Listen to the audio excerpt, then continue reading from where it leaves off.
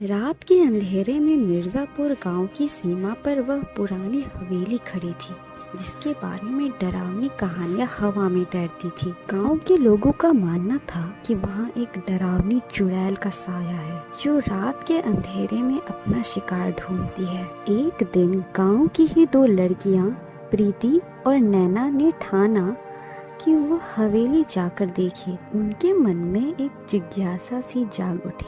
वे दोनों आपस में बातें करने लगी। प्रीति, आज चलकर देख ही लेते हैं, उस हवेली में चल क्या रहा है। मुझे तो लगता है कोई औरत हमें उल्लू बना रही है। गांव के लोग तो कुछ भी मान लेते हैं, लेकिन उनकी बातें अगर सच हो गई तो मुझे थोड़ा डर लग रहा है। अरे यार, तुम डरती क्यों हो? मैं हूँ ना तुम्हारे साथ, कुछ नहीं होगा। मैं तो गारंटी देती हूँ, कोई भूत वूत नहीं है वहाँ। गांव के लोग जरूर कुछ छुपा रहे हैं हमसे।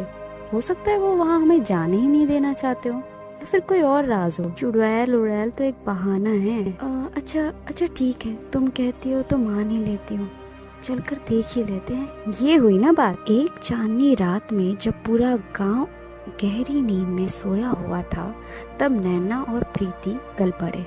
दोनों सहेलियां दबे पांव जंगल के रास्ते चल पड़ी और हवेली की ओर बढ़ने लगी। एक अजीब सी खामोशी छाई हुई थी।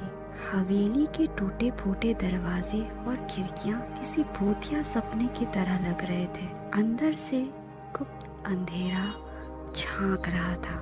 नैना, मुझे बहुत डर लग रहा है। हम वापस चलना चाहिए। अरे प्रीति, रुको, अभी तो आए हैं। ये हवेली काफी पुरानी है, इसीलिए खंडर लग रही है। तुम खामखा डर रही हो। अच्छा ठीक है, चलो। तभी हवेली के अंदर से एक धीमी कशक सी जगी। कुछ आवाजें सुनाई दे रही। कौन है बाहर?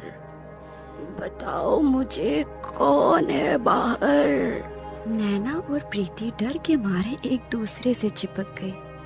कुछ पल की खामोशी के बाद नैना ने हिम्मत जुटाकर जवाब दिया। हम लोग गांव से आए हैं, क्या अंदर कोई रहता है? दरवाजा धीरे धीरे खुला और धुंधली रोशनी में एक बूढ़ी औरत दिखाई दी। उसका चेहरा झुर्रियों से भरा था और उसकी आंखें कुछ अजीब सी चमक रही थी। उसे देखकर प्रीति डर के कांपने लगी, लेकिन नैना ने अपनी घबराहट को काबू में रखा। तुम लोग यहाँ क्या करने आई हो?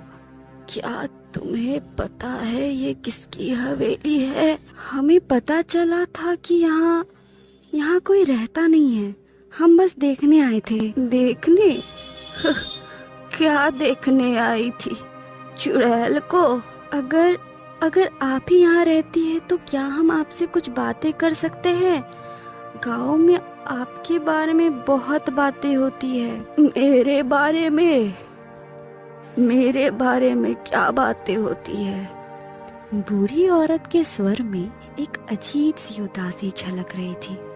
नैना और प्रीति ने एक दूसरे की ओर देखा और फिर बूढ़ी औरत से हवेली के बारे में और उसके बारे में सुनी सुनाई बातों के बारे में पूछा। बूढ़ी औरत ने उन्हें बताया कि उनका नाम कमला है और वह इस हवेली में अकेली रहती है। कई साल पहले उसके पति की मृत्यु हो गई थी और धीरे धीरे गांव वालों ने उसे दूरी बना ली। गांव के लोग कहने लगे कि उसके पति की मृत्यु उसी के कारण हुई है। पति के जाने के बाद लोग उसे पागल कहने लगे। हवेली पुरानी थी और अक्सर इसमें अजीब सी आवाजें आती थी, जिसकी वजह से लोगों ने उसे चुड़ैल कहना शुरू कर दिया था।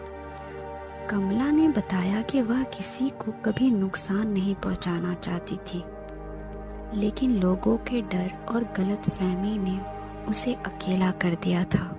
नैना और प्रीति को कमला की कहानी सुनकर बहुत दुख हुआ। उन्हें एहसास हुआ कि गांव वाले ने पागल समझकर बहुत बड़ी भूल कर दी और बिना सच्चाई जाने एक अकेली औरत को चुड़ैल मान लिया था। हमें माफ कर दीजिए कमला जी, हमें नहीं पता था आपकी सच्चाई का। हम गांव जाकर सबको बताएंगे कि आप चुड़ैल नहीं हैं। कमला ने उनकी ओर देखा। उनकी आंखों में हल्की सी उम्मीद की किरण दिखाई दी। क्या तुम लोग सच में मेरे लिए ऐसा करोगी? हाँ जरूर। किसी को भी बिना इस सच्चाई जाने गलत नहीं समझना चाहिए। उस रात नैना और प्रीति डर के बजाय एक सच्चाई लेकर गांव वापस लौटी। उन्होंने गांव वालों को कमला की कहानी बताई और धीरे धीरे गांव के लोगों को अपनी गलती का एहसास हुआ। यह कहानी उस रात की है जब दो लड़कियां हिम्मत दिखाकर एक हवेली का नहीं बल्कि एक अकेली औरत की सच्चाई का पता लगाती है और गांव में फैली इस गलतफहमी को दूर करने की कोशिश करती है।